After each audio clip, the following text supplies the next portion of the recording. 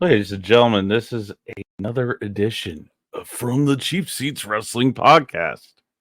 My name is Chris Branson. You can catch me on FTCS Podcast on Twitter. I'm hiding my personal name. Most of y'all know it anyhow. If you've watched me on my regular Twitter page, I'm going to give a shout out real quick to my friends over at Wrestling and MMA News. I can't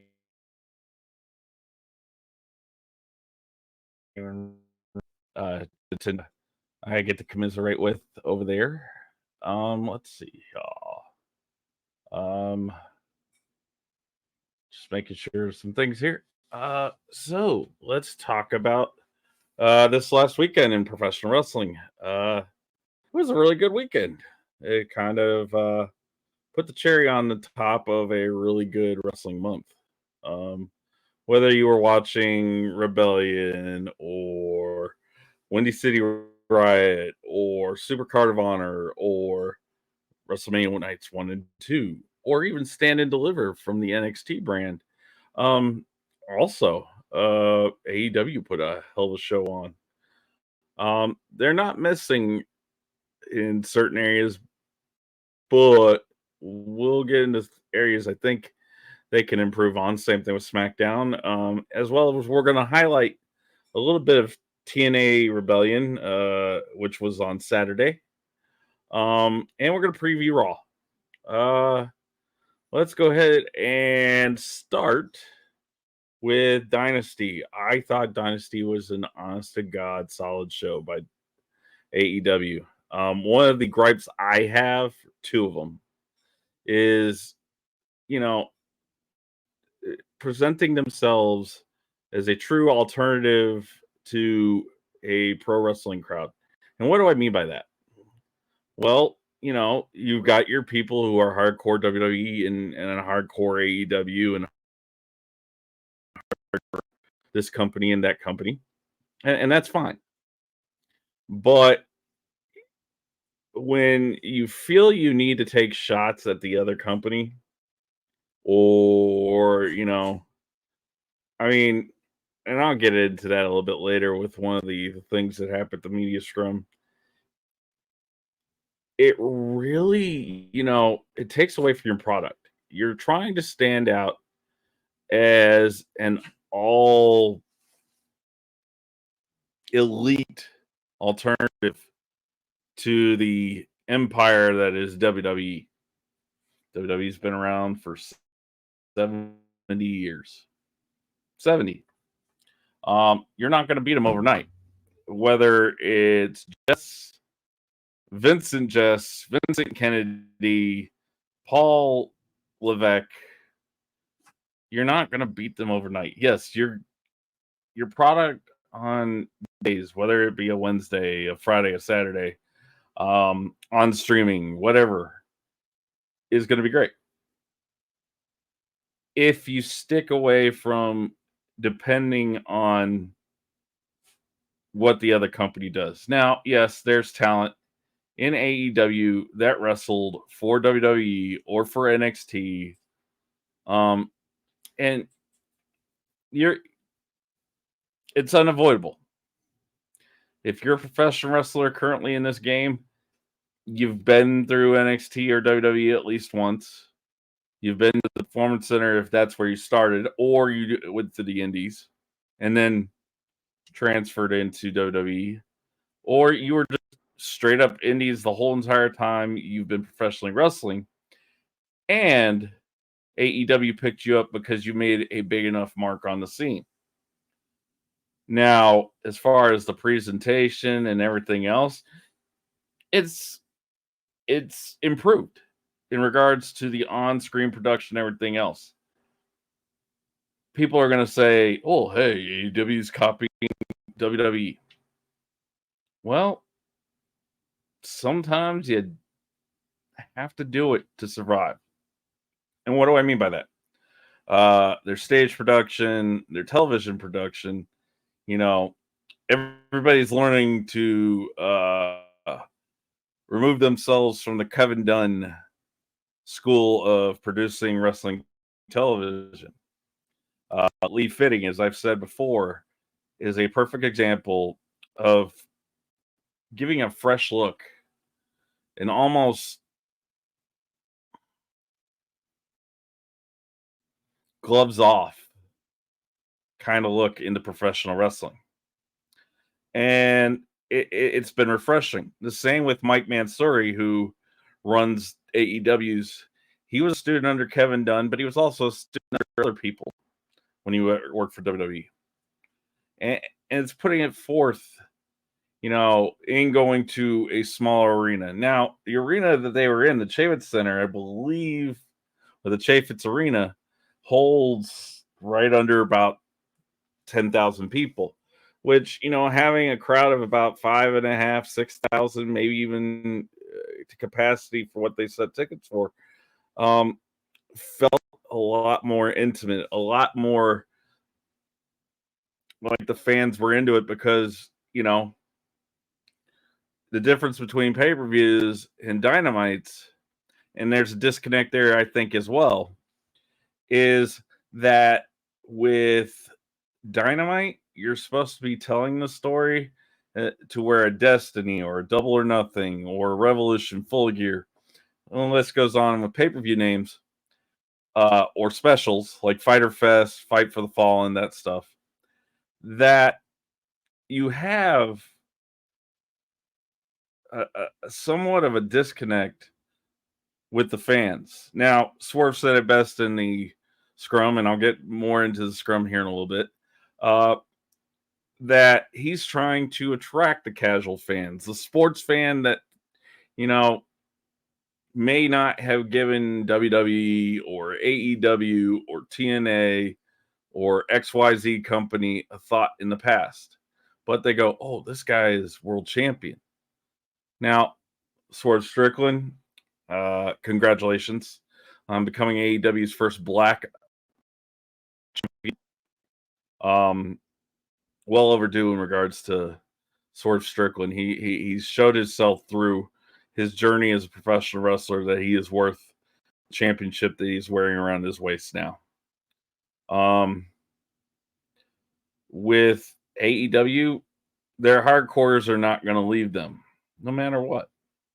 It's about broadening your fandom to the casual fan and getting them in to watch the programming.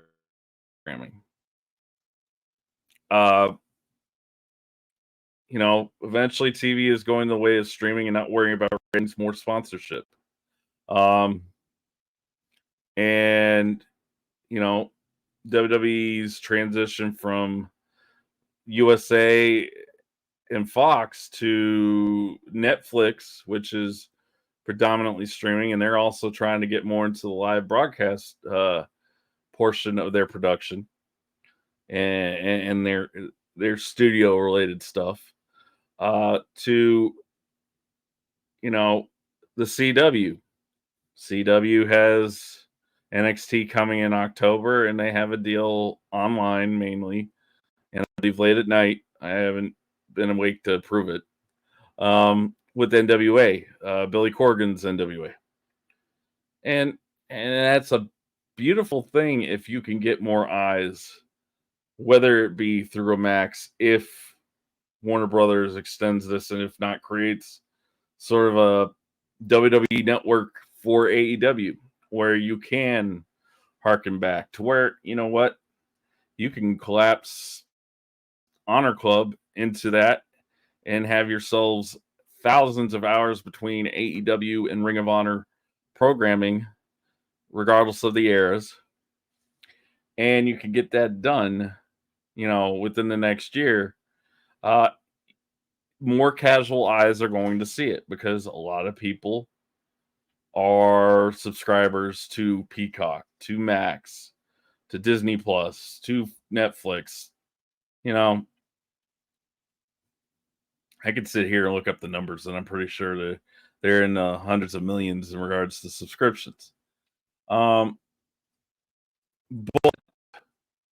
with that being said, we're going to get into some reviewing this weekend stuff. Dynasty.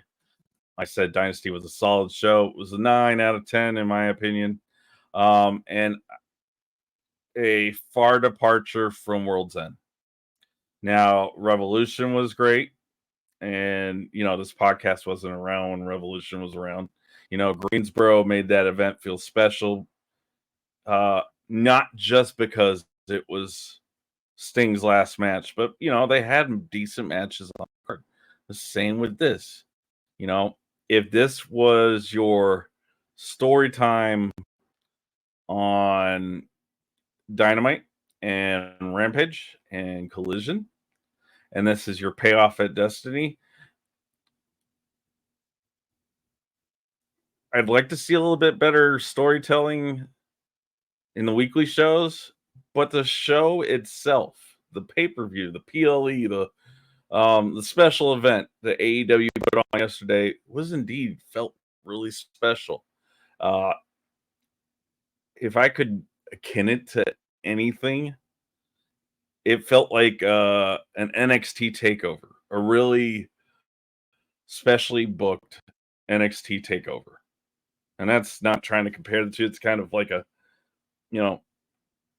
it didn't feel like it was AEW versus WWE. It felt like WWE was trying to set themselves, or excuse me, AEW was trying to set themselves apart.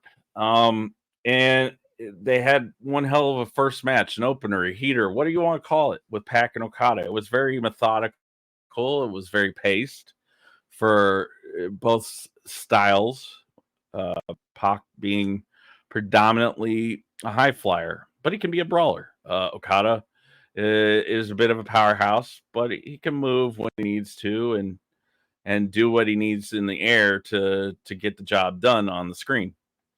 I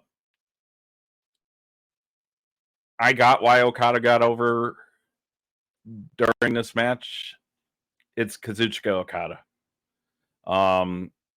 You didn't pay the man $4.5 million a year for the next 3 or 5 years to just, take losses. Now, Pac is an underrated talent. Whether he was in WWE as Adrian Neville or as the Bastard Pac, his gimmick name from when he was in wrestling before WWE. Him taking the loss, it kind of stinks because he's special. And any company, that company should have had him as their champion. Now, I mean, he had a cup of coffee with the NXT title before Sami Zayn, and his piece of pie with the title before Kevin Owens. And ultimately Samoa Joe, who before he lost the championship last night, was an NXT champion. I liked a lot of the moves. A lot of the apron stuff really made you worry one way or another. Is Pac going to beat Okada? Is Okada going to be Pac? The Hangman's DDT off the railing there on the ringside area onto the thinly padded cement floor, as we're usually told growing up watching professional wrestling. Really made you worry about Pac's neck. And dude, I sometimes I'm glad that they spot and they bump. Other times, spotting and bumping should be like apex climax, not necessarily all the time. Now, I'm saying that, and I'm reviewing Dynasty here, and there's a match that I'm going to get to here in a short while that exudes pretty much everything that is anything in professional wrestling that is great about it. Kind of with a little scary of an end, but it is what it is. Okada remaining your Continental Champion is the right move. belt over with a heel, and that's not to say that Eddie Kingston wasn't a great champion as a babyface, but establishing a championship with a guy with a resume of Kazuchika Okada, you can't go wrong. So, uh, a perfect person to carry that division, if you can call it a division. You know, I need to try to get into more of the AEW ranking systems and how they branch off all their individual women's and men's championships. Um, Next match that really stood out to me it was a really good six-man match.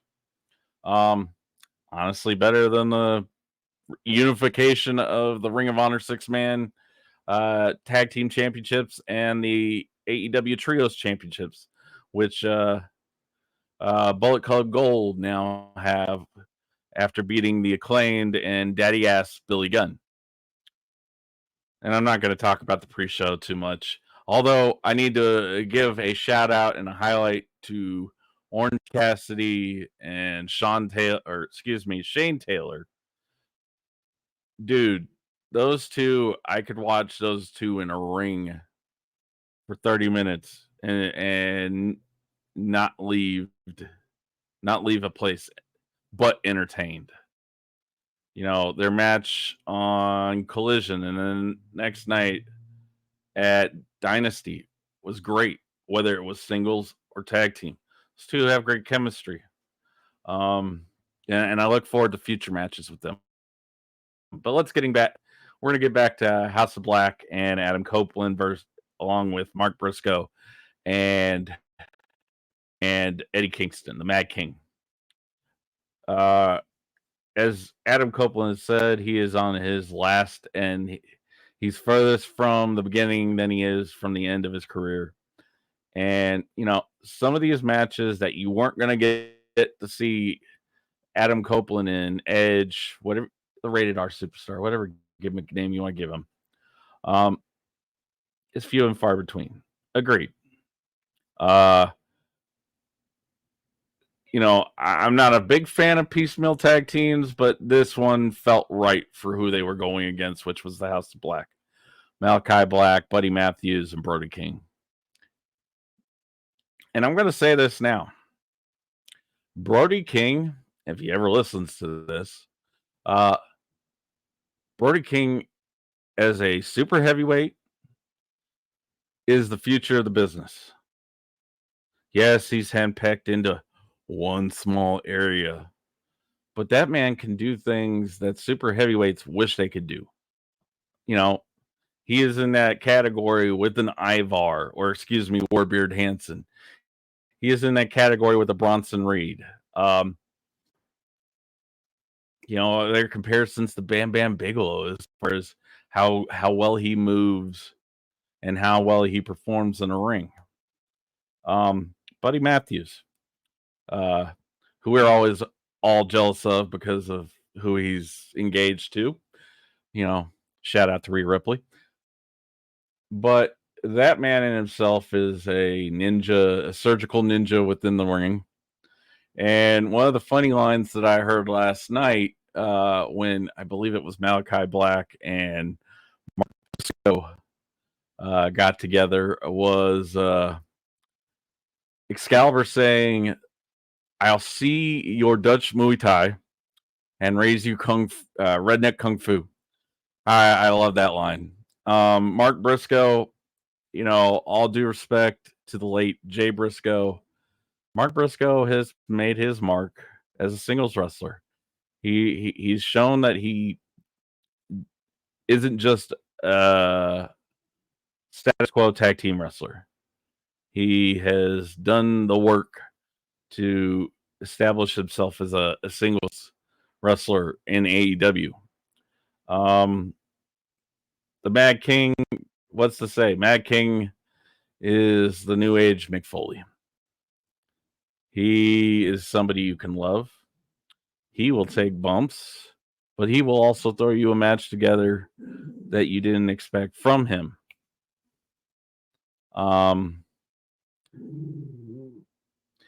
one of the key things here with this 6-man match is that it set up a storyline in the future for what it looks like Adam Copeland and Malachi Black. Now, I don't know how much time Malachi Black and Buddy Matthews have in AEW, and whether they're going back to WWE, whether they're staying with AEW. But yes, it established in what you needed for Adam Copeland and Malachi Black to have that dance together down the road between each other. I kind of was a little put off because, I've never seen Mist stop a spear in its tracks, but last night we did. I think it was the right finish, letting Malachi Black go over on Edge. Excuse me, Adam Copeland. And it's going to further the storyline between the two. Let's see here. Who else? Julia Hart and Will Nightingale. It was a very short match. From what the scuttlebutt on the interwebs is that Julia Hart is dealing with a shoulder injury, and the finish of the match kind of harkens back to a pre-title match. Now that we know that Mercedes Moné's debut will be at Double or Nothing in Las Vegas next month, I believe May 26th. That Will Nightingale carrying the TBS championship, then whether she's a transitional champion or she proves to Mercedes Moné, I'm not laying down and dropping this belt for you to start your legacy here with AEW. It was a very safe match because, like I said, if Julia Hart is dealing with a shoulder injury, and I know something about a shoulder injury, not having shoulder surgery, but 2 months ago, it could be a pain in the ass, especially, when you're trying to recover from it. But the right person went over, and I kind of like how they're, teasing next month by having Mercedes come out there. Really hate that the song she has, and it's a catchy song, but every time I hear it, I'm thinking Gunther's coming out. You want to separate this is one of the things, you want to separate your product from WWE. Then again, you can't use the 1812 overture because I forget who used 1812 overture. Claudio Castiglione. You got to be very select about using symphonic or orchestra-based pieces for your storylines, or excuse me, your theme songs storylines. Roderick Strong and Kyle O'Reilly. Now, this is the match that I thought was going to steal the show before the show was completely stolen by two of the best in the world to do what they do. And I'm not talking about Hook and Jericho. I'm talking about Bryan Danielson and Will Ospreay, the aerial assassin and the American Dragon. But getting back to Roderick Strong and Kyle O'Reilly, I'm glad we had this match for the AEW International Championship. It was a good, hard-hitting match. They got their work in there. Roddy got his work over with, the gimmick that he's carried for years, which is being the king of the backbreaker. And I literally think that he hit Kyle O'Reilly with literally every backbreaker known to man that he has in his repertoire.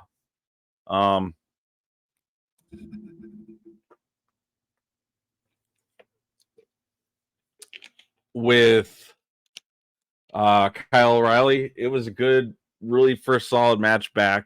He's had matches back since he's gotten off the shelf due to that neck injury. But it was really a good, hard-hitting match. Something that I wish we had when it was the Undisputed Era a few years back. But I get it. the basis was Kyle O'Reilly and setting him off as a single star by facing Adam Cole. I liked that they let Strong retain because it's going to tell a longer story. I don't get why they threw Wardlow out there.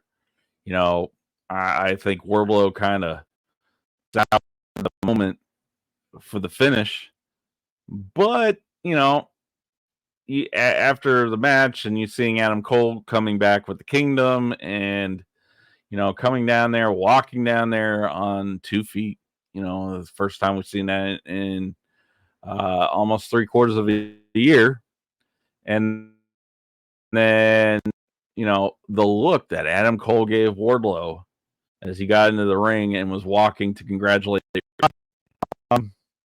was very telling. I don't get why Wardlow was put in the Undisputed Kingdom.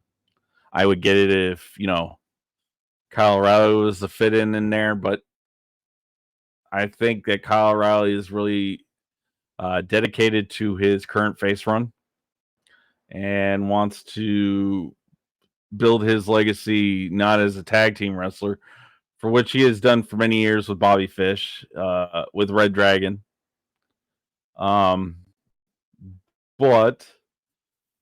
all in all, I would say that Roddy Strong, with that goofy looking mustache, I mean, he kind of looks like a mix between a firefighter and a rodeo cowboy. That mustache. It was a good match, and one of his finer ones, especially because it was with one of his friends. Going to Hook and Jericho. I think that Hook wasn't given the build that Jericho the chants last night of "Go away, Jericho," and "Please retire." I mean, I think the distinction for, say, like a Rock or a John Cena is the fact that they go away and they come back and you have fans that miss them. The Wizard, the Ocho, the Learning Tree.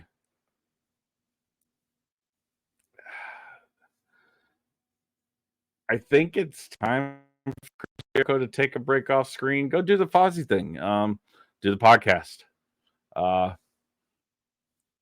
Kind of get off some of the heat that allegedly, he's involved in outside of television. But with that being said, in the way that Taz, of all people, Taz, great commentator, great wrestler in his own right back in his time at ECW, in the short time that we had him in WWE, another story of being horribly booked by Vince McMahon, but greatly booked by Paul Heyman.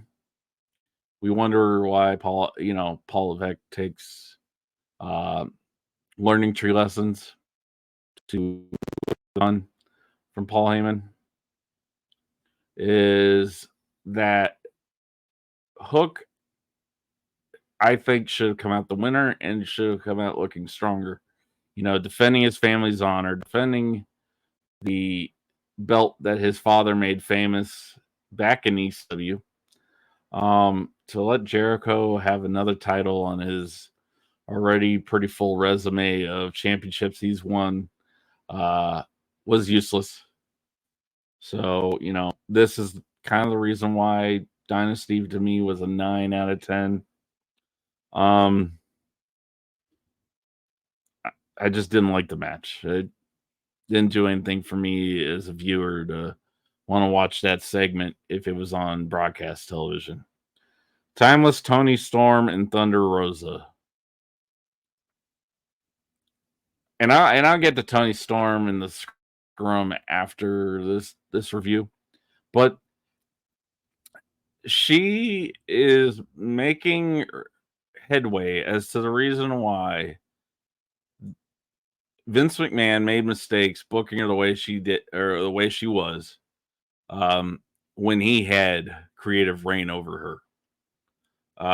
The pie, you know, and her crying that she got pied, and then you didn't follow up on that with Charlotte Flair. I mean, Charlotte could have made Toni Storm $1 million player for WWE. She's certainly doing that in AEW under this timeless gimmick. And then, Thunder Rosa. Thunder Rosa never lost the AEW championship. An injury put her out, and Tony Khan decided that Toni Storm, being then interim, was the better choice to just make the full outright AEW champion or women's world champion, excuse me. It was a good match. I didn't like the finish. I thought the finish was kind of chicken shit heelish in nature by going with a low blow into the Storm Zero. But, it was nice that Mariah May and Deonna Purrazzo weren't in the ring interfering with the match. They were kind of the side dish to the main course, which was Thunder Rosa and Toni Storm. Right decision on who went over. Yes. It allows Thunder Rosa to kind of give this more of this edge baby face, exposing her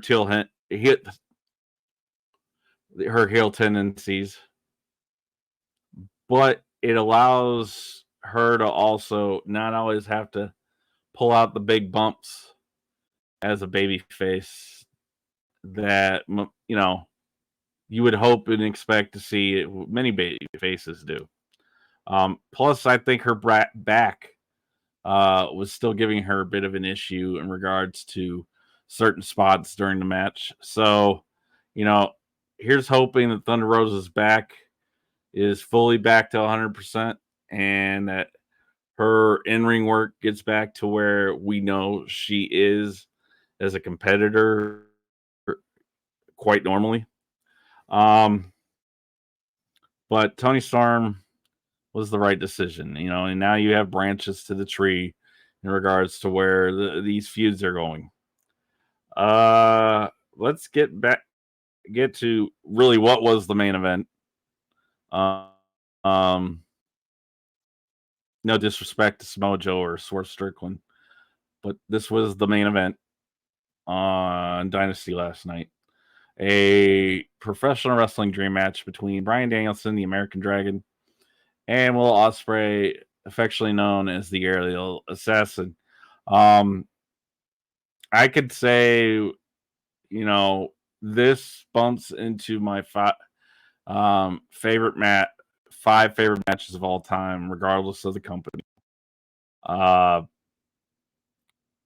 think a lot of people, are going to live on this match, or their money is going to be made off this match for years to come.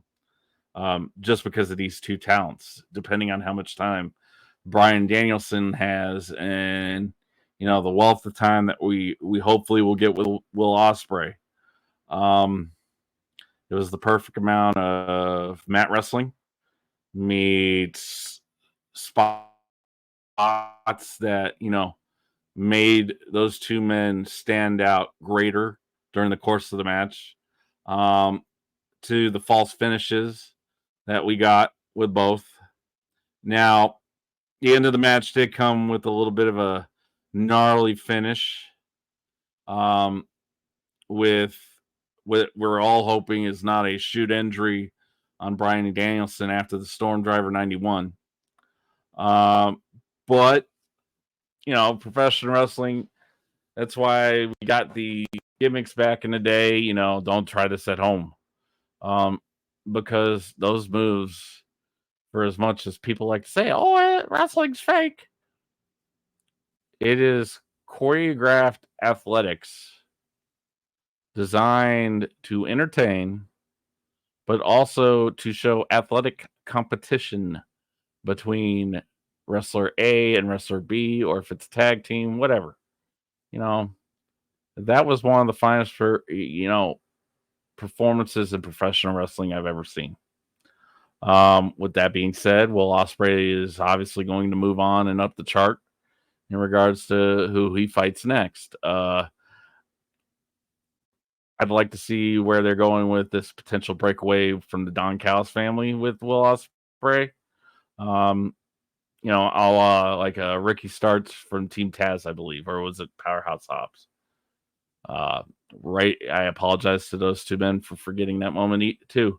Let's see here. The Young Bucks and FTR. And the return of the scapegoat, Jack Perry, Jungle Boy. I guess scapegoat now, no longer Jungle Boy. We're not going to get to hear, which is fine. The song's a little overplayed sometimes. But FTR and the Young Bucks went hard. And it was pretty stiff on a lot of the bumps. I'm not saying that they were intending to be stiff on each other, but boy, howdy, was that match good. Real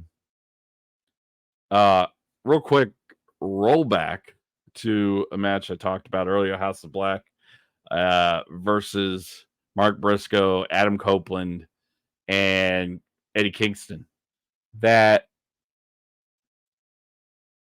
chair step over the top rope or over the ring post senton that he landed.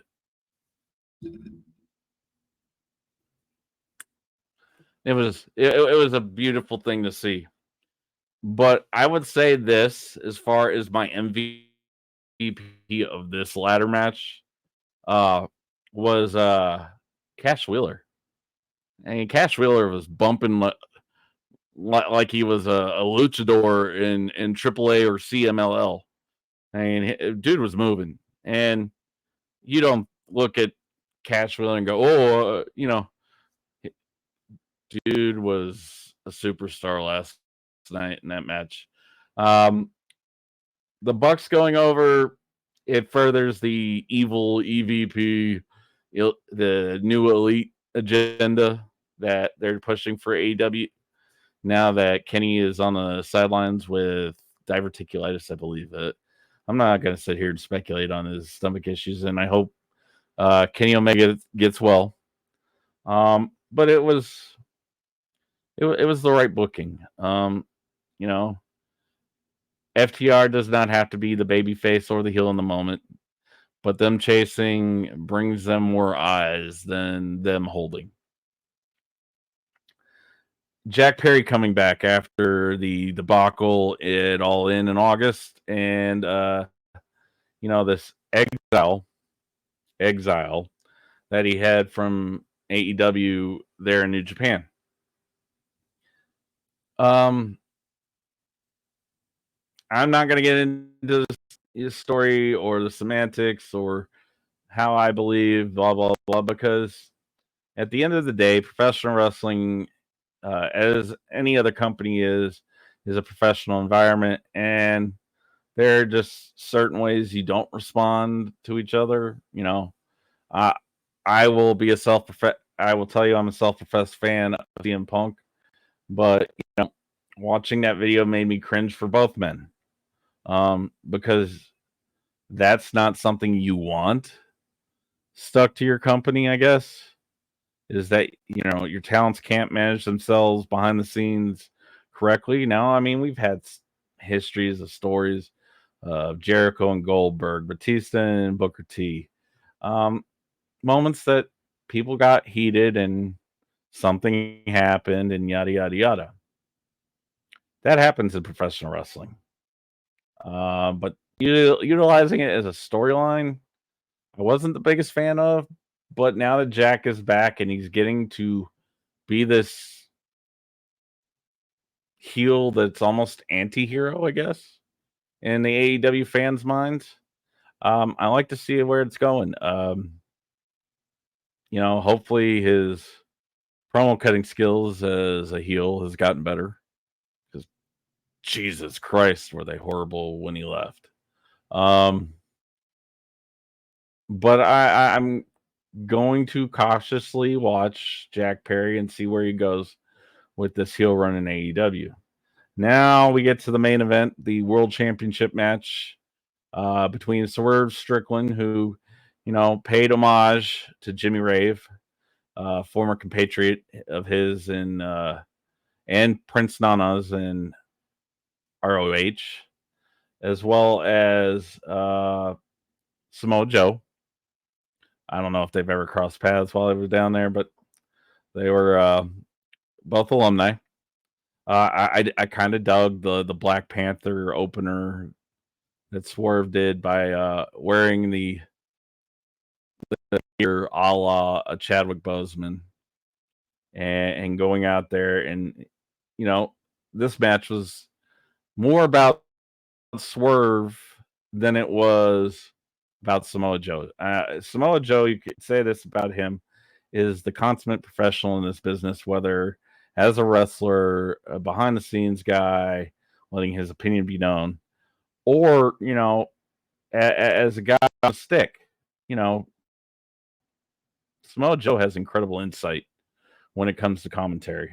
And one day when he hangs up the boots, you know, he probably will be up there amongst the elites. A Michael Cole, a Jim Ross, uh, those gentlemen that stand out with their wrestling knowledge, even CM Punk.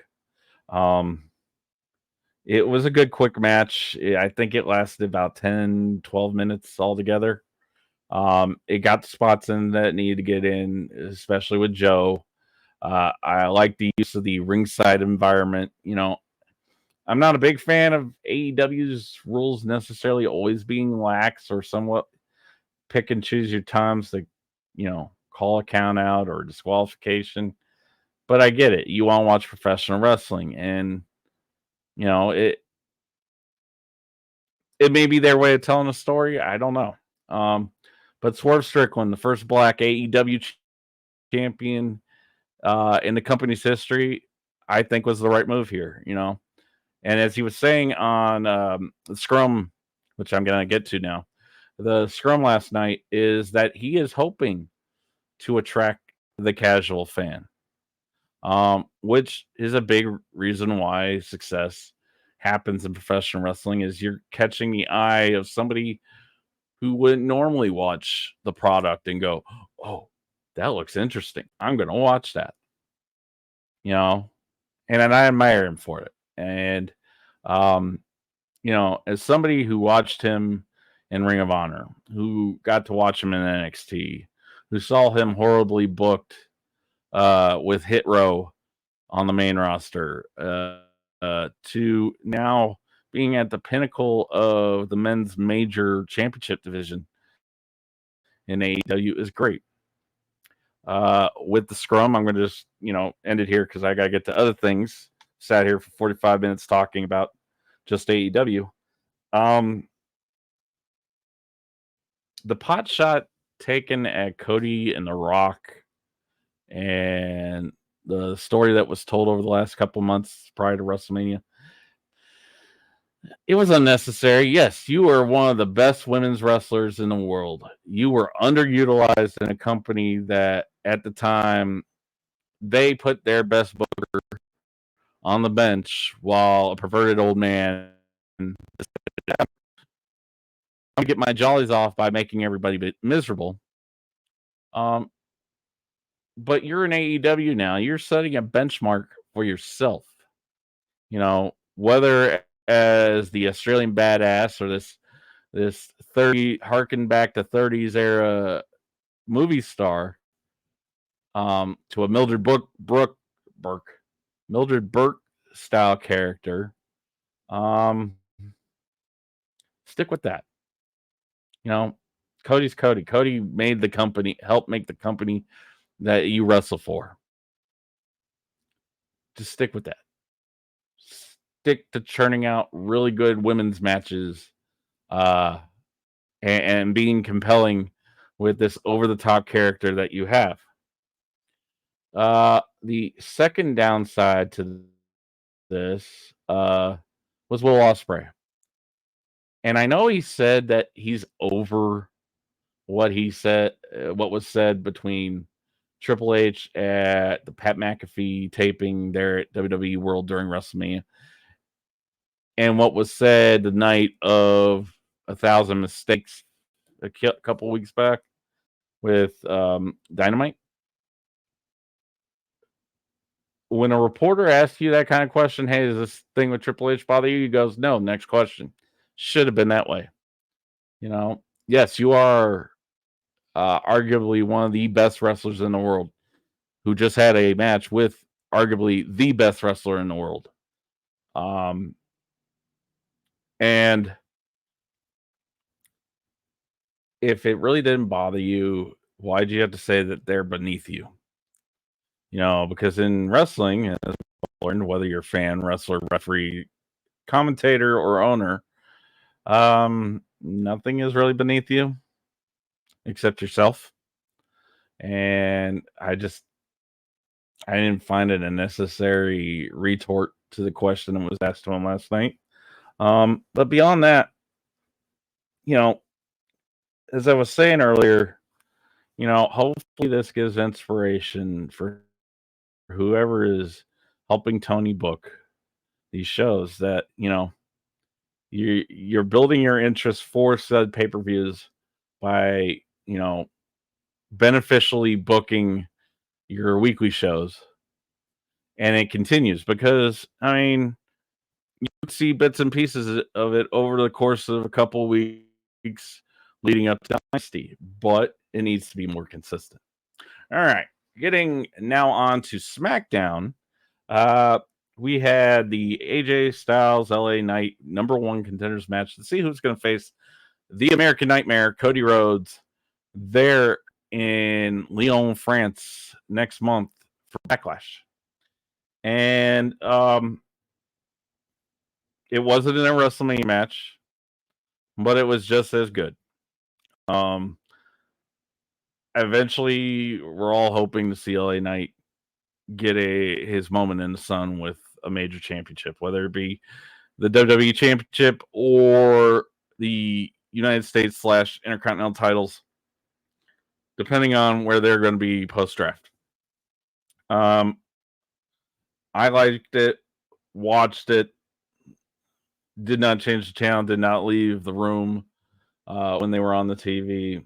I thought really good, solid first match, and really a way to inspire the crowd there. I believe they were in Pittsburgh, to inspire them to be into the show. Next was the tag team championship reveal. And I'm going to say this to Grayson Waller and Austin Theory: don't poke the bear. Don't piss off the boss. Don't make that moment more about you than it is about those championships at that time. Because, yes, there is a fine line between being a heel and a douche. And, it should have been that moment where you shook Triple H's hand and then had your self-grandizing attaboy moment with each other. But Nick Aldis, as he always does here since he's been general manager, stepped up to the plate and did what he had to do and kind of told him, hey, look, you want to act an ass? I got 4 tag teams that will put your ass back into place. And that's what he did. Having the Street Profits versus AOP versus New Catch Republic and Legado del Fantasma in a fatal 4-way tag team match. Now, honestly, I think that WWE should kind of re-harken back in the elimination stipulation. It'll make a 4-way go as quick as, just a standard 4-way match. But it was a good match, great spots. I mean, between the New Catch Republic and Montez Ford of the Street Profits, doing their leaps on the individual tag teams they were facing, and then Montez just flying over the ring post, that LED ring post right onto AOP. Montez Ford could do no wrong in my eyes. Even as a heel, if he was going to be a heel, I'd root for that man any day of the week and twice on Sundays. Street Profits, I think this is where Legado del Fantasma and New Catch should have been the ones that went over. But I can understand why the Profits, because especially with facing off against the heel tag team, it makes sense. I'm going to call this next portion of the review the final bloodline in KO. Because, boy, are you kind of starting to see the final boss's influence on how Solo is running the bloodline in his brothers and his cousin's absence. A more vicious bloodline with Tama Tonga, and who knows what else is next in regards to talent to come into the bloodline. But the way that Tama Tonga dragged that chair ever so methodically across the ring, as referees and officials trying to aid Kevin Owens, was you have like 48 hours normally to make the best impression most people's minds. You've done it in 2 weeks, the 48 hours that was needed to be given as to what kind of asset Tama Tonga, coming in from New Japan Pro Wrestling, being able to keep his gimmick name from New Japan and build off of that with Solo, with a very cautiously optimistic or pessimistic, depending on your view, Paul Heyman, Hall of Famer Paul Heyman, by the way. And then later in the show, when Paul was dragged literally by his collar by Nick Aldis to the principal's office to see what the kids had done, I'm thinking that KO is going on a little bit of a break with this, and it's a receipt owed by KO to this new iteration of the bloodline later when KO gets back. But WWE is still doing a good job about reminding you that, okay, Cody, what we thought was the 9th inning with Cody beating Roman, I think that was the 4th or 5th inning. Because, eventually, excuse me here, WrestleMania is going to be, and SummerSlam, as well as Survivor Series, and possibly Royal Rumble, are going to be relevant over the course of the next couple months. And why do I say that it's going to be relevant? Well, here's the thought. SummerSlam, you're starting to build the baby bloodline versus the heel bloodline faction by somehow having Roman interfere in whatever match Cody and The Rock might be in come to Cleveland in August. And, of course, what's a bloodline civil war without a good place to get outside aggression inside 2 rings, inside 15-foot high steel cage, and let a whole bunch of Samoans and Tongans and Fijians just go to combat with each other. The money's written on the wall if it's booked to perfection. But I'm cautiously optimistic for the storyline. I'm just hoping that the growth that we're seeing with Solo continues, and that he becomes more of a relevant top shelf heel to put it in a better perspective, better means of speaking to Solo's ability. Um, because in NXT he was pretty decent on the stick.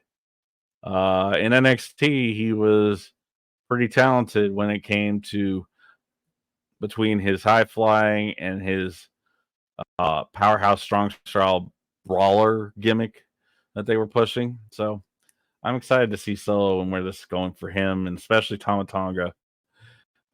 Tama Tonga, a long time coming to WWE, and you know, thank you, Carl Anderson, for sending Triple H that text. Um, Santos and Carlito, I'm not going to get too much into that. Santos went over. I think Carlito dialed it in. Yes, you're trying to turn Carlito potentially or eventually heel, but having him feel like he's dialing it in as a member of the LWO doesn't make me want to watch that feud for that much longer. It just feels like it's, you know, dragging a dead horse and beating him along the way. And then the main event, Bailey versus Naomi. Bailey's first defense is a babyface champion in WWE in some time, I believe 7 years. Versus Naomi, which we hadn't seen her in two. We all know the story behind Naomi's departure with WWE and then heading off to TNA like she did and putting herself over as her under her real name Trinity Fatu. Um, and doing real well there. Matches with Jordan Grace and amongst other female talents there. But it was nice to see that. Yes, and most people could be like, "Well, Naomi doesn't deserve a world title shot this early." Naomi's was with the company for quite a while. I believe if you believe in service time in a company, Naomi has been with WWE going on almost 9 years. Um, so you know those folks on the interwebs that think, "Oh, Trinity or Naomi didn't deserve a match this early for a championship," piss off. Just piss off. Um, they got a lot of the key spots in there. Bailey's knee is still a focus, a selling point uh, in regards to her struggles inside the match. Not necessarily that she's struggling, but it did a good job of making Tiffany Stratton relevant beyond the big three Damage Control Bailey feuds. And that shot of Stratton, post PME, prettiest moonsault ever, uh, within camera shot of the WWE Women's Championship. It was a nice picture. Is it a things to come kind of moment? Sure. At the speed and direction for which it's going to come, who knows? But I'm sure we'll see it soon enough. Tiffany Stratton's kind of done it for herself anyhow, so it's just a matter of time until they put the strap on her. All in all, another solid show from SmackDown and the writers there in WWE and the producers that produced SmackDown. I thought it was good.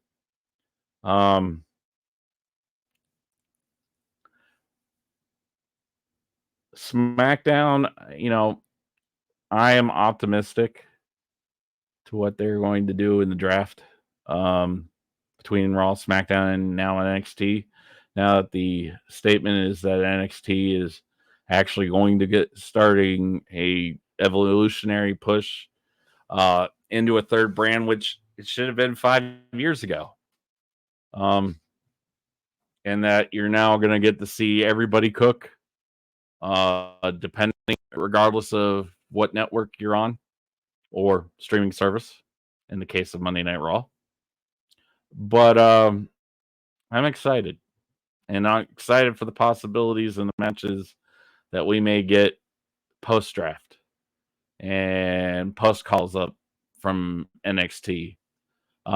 If that's how they're going to do calls now, is drafts and trades and stuff, I'm all for it. It doesn't make it look like a graduation anymore. I mean, it makes it look like, hey, I've earned this spot to go from NXT into Raw or SmackDown and get to show the world that in the time and the television that they're putting me on to show my talents. So, big ups there to SmackDown folks for another well produced show. TNA, and I didn't watch it. I will self admit I didn't watch it. I got to see some of the bits and pieces. Moose retaining over Nick Nemeth for the TNA World Heavyweight Championship. I believe it was Mustafa Ali over Jake something, and it's a nice little touch, a little breaking of the character that Mustafa Ali went and checked on the one of the ringside folks for TNA there. Let's see, who else do I remember? Jordan Grace over Steph DeLander. Kind of sucks that Matt Cardona is injured and couldn't be a portion of it, but he says his good hands to go help. And Khan got in there with PCO. I mean, at this point, I don't think PCO is ever retiring. I mean, that man is a glutton for punishment, and rightly so. I mean, he can make you laugh, but also scare the ever living dog snot out of you. Who else? Who else am I missing here? The Rascals versus ABC and forget his name, but dude had one hell of a Senton 450. I've never seen a Senton 450, and I've watched professional wrestling going on 37 years now. So there's a first time for everything. Like, I never really paid attention since WCW to a reverse 450. I believe it was Juventud Guerrera first made it popular, and then Mustafa Ali brought it back during the 201 or 205 Live Cruiserweight Classic era. So getting to see new moves on TNA, and TNA in its own right is evolving. It is benefiting by this new resurgence of fandom into professional wrestling post the McMahon era, for lack of a better term. Now that we're in the new renaissance era of professional wrestling, regardless of the companies tied to it, it was an outstanding show. From what I can see, I like the fact that Matt Hardy is back to his broken ways, and that we get to see a little bit of the Death Machine, Sami Callihan. God, I wish he would go back to WWE and be that character. Not that I can't remember the gimmick name. It was so innocuous to me. But Sami Callihan has a brilliant mind for professional wrestling, so it's only a benefit to TNA if he is back both as professional wrestler and even somewhat a hand in the creative side of TNA going forward. Monday Night Raw. Monday Night Raw is tonight, 8/7 Central on the USA Network, channel 105. If you watch Dish Network, I believe it's channel 29 or 30 on Spectrum. I believe it's still 1020. Nope, that's ESPN. It's in 300s, I believe, on that, or the 100s on direct. And anywhere you can kind of watch the streaming apps for these networks, as well as I believe the USA Network has a live broadcast if you have internet. So, believe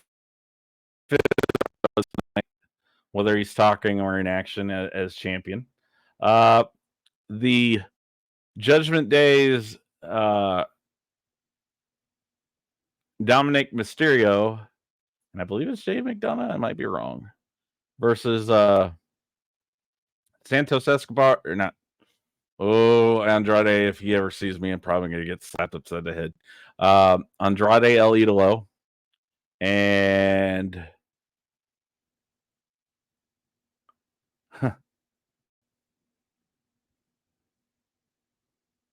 Ricochet. Ricochet, I owe you a slap too. I shouldn't have forgot the fact that you two were a part of that match. Let's see here. Who else?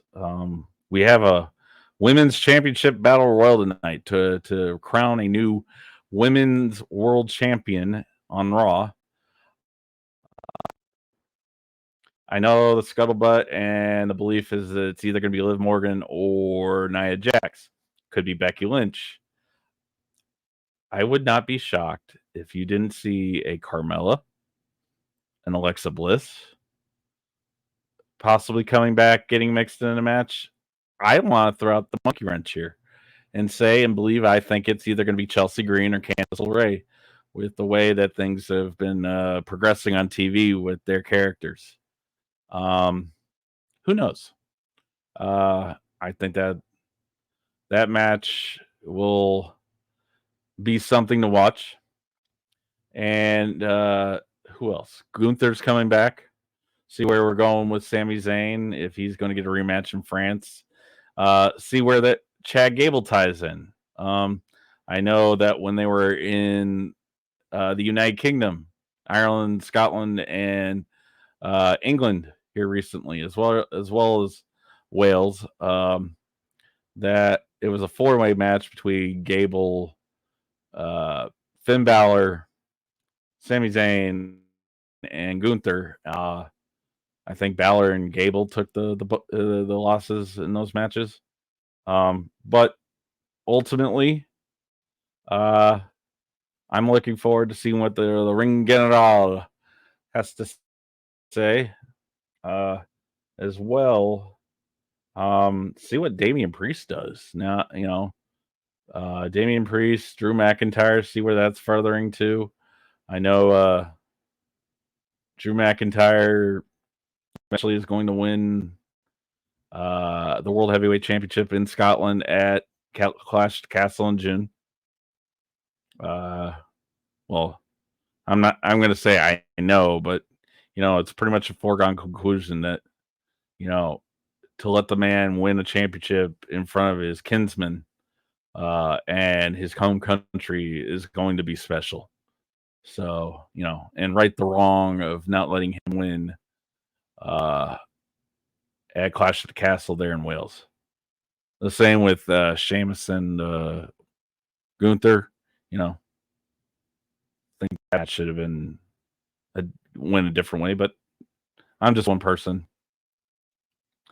Beyond that, I don't really have any scuttlebutts or addlebuys. I do have some shout outs. John with Chairshot Sports. He is a big reason why I'm trying my hand at this. I don't think I do all that well. It's a nice little setup I got behind me. It could be better, but it feels a little more like home in regards to how it is back here. Who else? Dave LaGreca, Mark Henry, Bully Ray, Tommy Dreamer, Thunder Rosa, Mickey James, Denise Salcedo, Justin LaBar, and Jonathan Hood. And even that Ryan McNichol dude that hosts or helps host every once in a while. Those guys, not just from the wrestler's perspective, but the fan perspective, like a Dave LaGreca, it gives you an inspiration to kind of pick the good, bad, and ugly of what we watch on television every day, and kind of try to shine it up so that you can kind of give reason why, hey, okay, they could do better here, but you need to watch this product. Um, who else? Who else am I missing? I know. And if I don't get to it here, it's an attaboy or an alibi attaboy for later.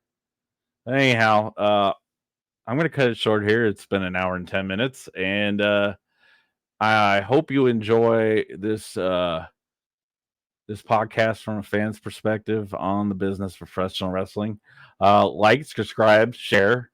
The YouTube channel is of the same name. There in the excuse me, right down here. If the camera will catch my goofy self down here in the crawler. I'm eventually going to get some artwork to have a watermark and a background screen and everything, or an opener screen. So that's going to be in the works. I know a friend of mine on Twitter offered me some work to do some thumbnails and such.